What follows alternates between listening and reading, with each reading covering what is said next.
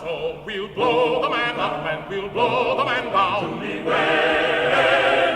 the man down. And we'll blow him away into Liverpool town. Give me some time to blow the man down. Give me some time to blow the man down. Give me time. Give me time. Give me time. So Rodrigo, Yeah.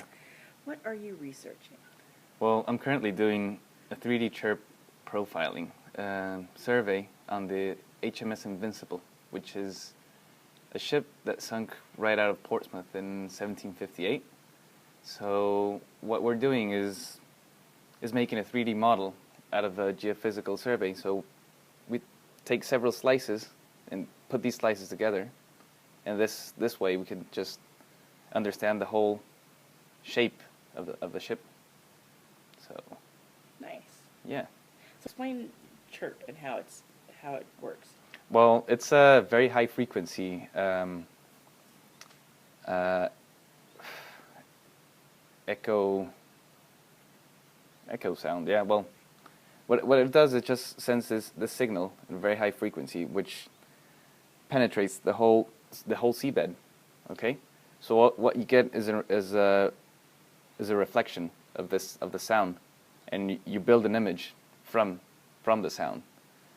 And the thing is that you take several slices with it, what I've been explaining. So you get like a single image, and then you get the next one, and the next one. Imagine like a cake. When you cut it, you see these different layers, like the rings from a tree trunk. And then you put them all together, and you really understand the whole thing, just out of sound. So that's basically what CHIRP is.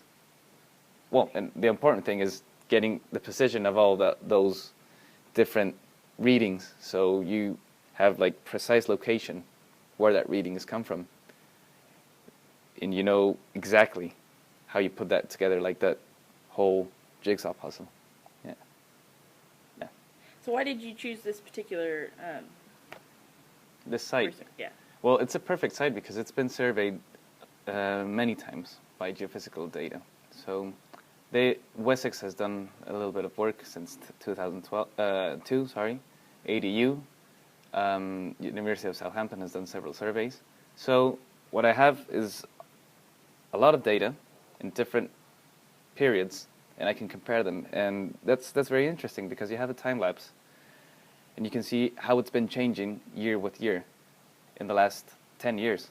And that's very important because you can really understand what's dynamics of the whole site, and that doesn't happen like everywhere. So this is a very unique case, and you also have a lot of historical data in archives. So you know what happened during the wrecking process, because you have accounts from the captain, from the lieutenants, from port authorities in Portsmouth, and so you can compare a lot of the historical data with the archaeological data, because there's been surveys done there, excavations, so you understand what the ship looks like. You can compare it with the historical data, and you have all the geophysical data, which you can give a very good interpretation with all this background information. That's why I picked it. Yeah. Cool. I mean, Background, yeah. Yeah. Shipwrecks are a very valuable source of information in maritime archaeology. It's not only about the ship per se, but it talks to it just gives you so much information about society in general, because building a ship is a very complex process. So it not only involves materials as just selection of wood or whatever. It's why you choose certain types of wood, why it's constructed in a certain way, and the whole social process that drives the construction of a certain type of ship is very important. Well, these ships are not going to last forever, so even though they've been, well, specifically this one has been sunk there over 150 years, they're always in certain risk.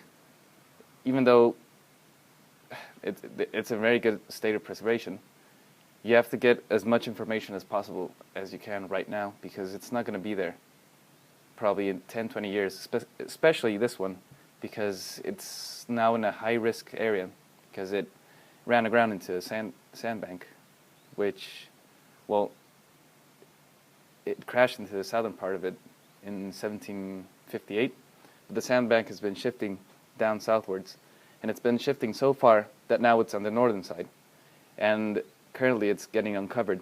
So it's in a very high risk of losing not a lot of the artifacts that are inside the shipwreck, but the shipwreck is just getting exposed. So a lot of biological decay, physical decay, and chemical decay. So you have to get as much information as possible as you can right now. And well, this ship, the Invincible, it's a 74 gun ship. It's very important because its design became the backbone of the British Navy. It was a French ship which was captured by the British. And then they took this design, copied it, improved it slightly, and then made a whole line of ships of 74 gunners up for 50 years. So it was a very, very important ship, and that's why I picked this one too. It's great. So what do you hope to accomplish with the research that you're doing? Well, firstly is to really understand site formation process of how, since when you have the shipwreck, you know the whole process of wrecking, and then how it's been transformed for this whole period of 150 years. So what I'm doing is looking at from a geophysical perspective. So what I really hope to understand is how the site has been changing, what are the risks, the real risks of the site from being there. What is the current state of preservation? Because the interesting part of CHIRP, of 3D CHIRP especially, is that you have sub-bottom profiling. That means that you can see beneath the seabed, which if you're diving or whatever, you won't see. You know, all these buried features of the shipwreck. You have no idea how much of the shipwreck is really there. And this high resolution geophysical study just tells you, it's like taking like an X-ray, just tells you how much of this shipwreck is really buried.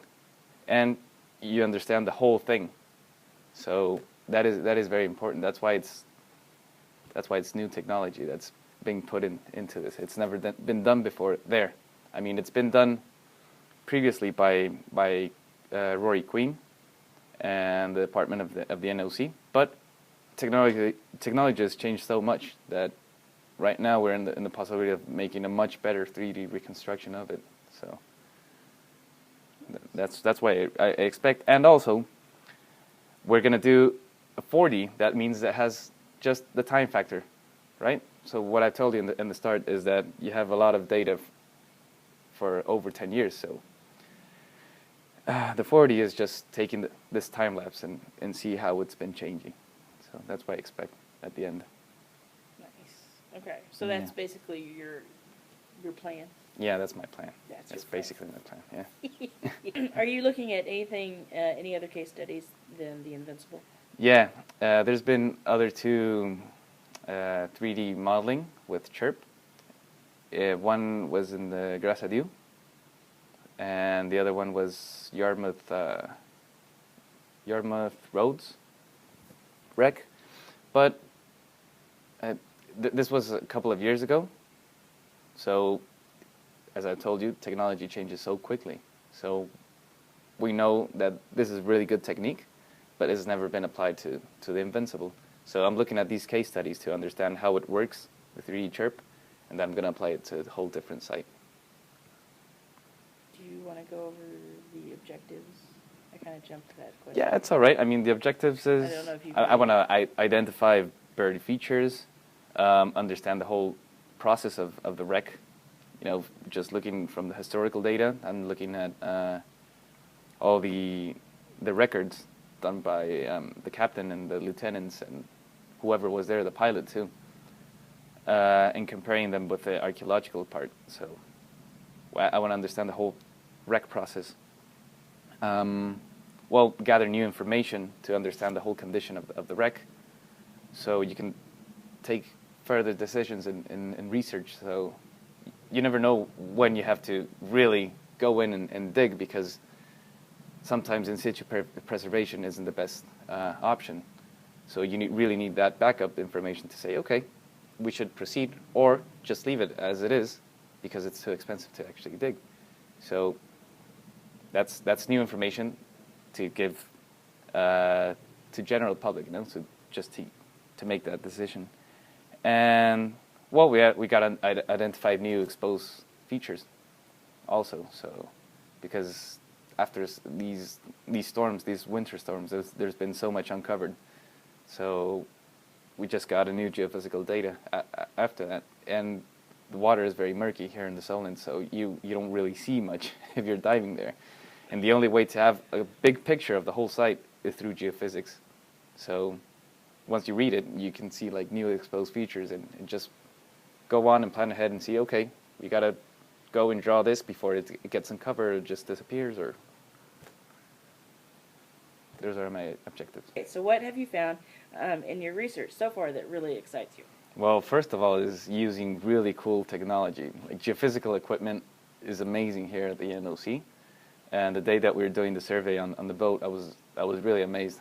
It was, all that technology put together, and to be using it, it's great. That was really exciting from the start. And then getting all that data and putting it into GIS and visualizing your whole thing is really, really nice to get to that process, you know.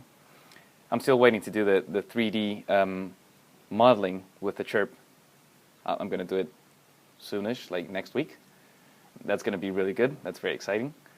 And what else? Well, looking at historical charts it's another really nice process, because you have to understand different measures like fathoms. That's a measure for depth.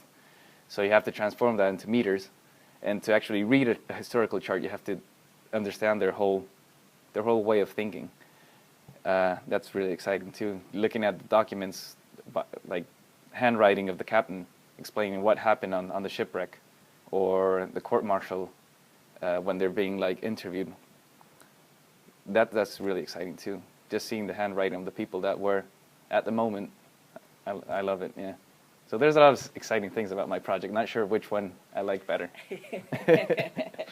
That's always good. Yeah. Give me some time to blow the man down. Give me some time to blow the man down. Give me time. Give me time. Give me time. Give me time. Give me time. Give me time to blow the man down. So what is your plan? Bueno. How are you going to take over the world?